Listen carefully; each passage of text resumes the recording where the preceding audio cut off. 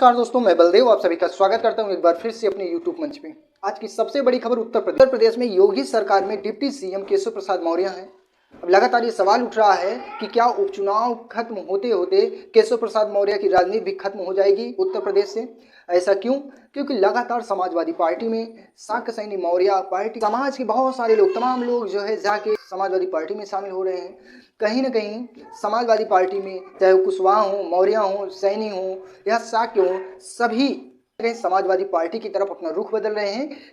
अगर समाजवादी पार्टी इस तरीके से मजबूत हो रही है तो समझो मानो कि पीडीए को मजबूती मिल रही है। आने वाले 2027 के चुनाव में जो विधानसभा का चुनाव होने वाला है, आगामी चुनाव का ये संदेश है कि पीडीए के लोग, पिछड़ा, दलित, अल्पसंख्यक, अब पिछड़े में चाहे वो मौर्य समाज हो, प्रजापति समाज हो, पाल समाज हो, बिंद समाज हो, निषाद समाज हो या राज्यभर हो, लगातार समाजवादी पार्टी में शामिल हो रहे हैं। अभी यहीं पे सबसे बड़ी खबर आ रही है, समाजवादी पार्टी में नीरज मौर्य जो सांसद हैं, इनके साथ सैकड़ों शाक्य सैनी कुशवाहा समाज के जो छोटे बड़े नेता पहले किसी अन्य दल में थे, बसपा में, बीजेपी में थे, कांग्रेस में थे, वो अखिलेश यादव की उपस्थिति और सांसद नीरज मौर्य की उपस्थिति में सैकड़ों लोग समाजवादी पार्टी में शामिल हुए, उनकी बातों को सुने, उनकी कार्यशैलियों को समझें और आने वाले 2027 के विधानसभा चुनाव में पीडीए को मजबूत करने के लिए एक बड़ा संदेश यहां से निकल कर आया। यहीं पे भारतीय जनता पार्टी केशव प्रसाद मौर्य को थोड़ा सा भी मान सम्मान अगर देती, जो दिखावे की मान सम्मान अभी कर रही है, ऐसा कि उनका कोई वर्चस्व नहीं है। बीजेपी में भले वो डिप्टी सीएम हैं, भारतीय जनता पार्टी में उत्तर प्रदेश के डिप्टी सीएम हैं, ये सिर्फ जुबान से कहने के लिए और पेपर में लिखित रहने के लिए हैं। इन समाजवादी पार्टी के साथ जिस तरीके से मौर्य समाज शामिल हो रहे हैं और केशव प्रसाद मौर्य उर्फ स्टूल मुख्यमंत्री का कोई वर्चस्व नहीं रहा है। हालांकि 2022 में ये अपनी सीट खुद हार गए थे, नान विधायक होते हुए भी इनको मुख्यमंत्री बनाया गया सिर्फ इस वजह से कि मौर्य समाज यानी कि पिछड़े समाज को पूरा साधा गया। केशव प्रसाद मौर्य को लेकर पूरे पिछड़े समाज को साधा गया, ना कि सिर्फ मौर्य समाज को। लेकिन अब सभी जातियां समझ रही हैं, चाहे वो मौर्य हो या पाल हो या प्रजापति हो या विश्वकर्मा हो, सभी समझ गए हैं, इसलिए पीडीए की ओर रुख बदल रहे हैं।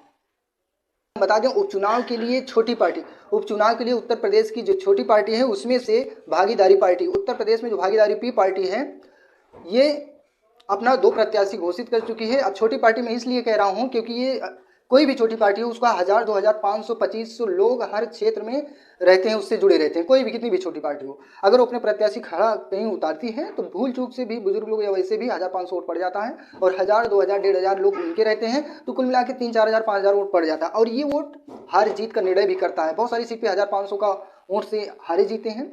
तो मैं यहाँ बता दूँ कि भागीदारी पी पार्टी के राष्ट्रीय अध्यक्ष हैं प्रेमचंद प्रजापति और इसके उत्तर प्रदेश के प्रदेश अध्यक्ष हैं महेश चंद्र प्रजापति। और महेश चंद्र प्रजापति ने कटेहरी से राम नरेश प्रजापति को अपना प्रत्याशी बनाया है, वहीं पे फूलपुर से श्रीमती रूपा प्रजापति को अपना प्रत्याशी बनाया है। हालांकि ये पार्टी उपचुनाव में अपना जीत नहीं दर्ज कर सकती हैं। इन यादव जो छोटे छोटे दल को अपनी समाजवादी पार्टी में जोड़ने का प्रयास कर रहे थे 2027 के चुनाव के लिए, कहीं ना कहीं ये छूट गए थे। तो ये अपना प्रदर्शन दिखाएंगे कटेहरी विधानसभा और फूलपुर विधानसभा में। अब यहीं पे ये छोटी पार्टियां, अगर आप 1500, 2000 वोट से जीत रहे हैं तो आपका खेल खराब कर सकती है, ऐसा ये लोग काम करते हैं। तो इसीलिए इन सभी को भी भागीदारी देना चाहिए। हालांकि आपकी क्या राय है कि पीडीए मजबूत हो रहा है कि नहीं हो रहा है, आप अपने विचार कमेंट बॉक्स में जरूर दीजिएगा। चैनल पर नए हैं तो चैनल को सब्सक्राइब कीजिए।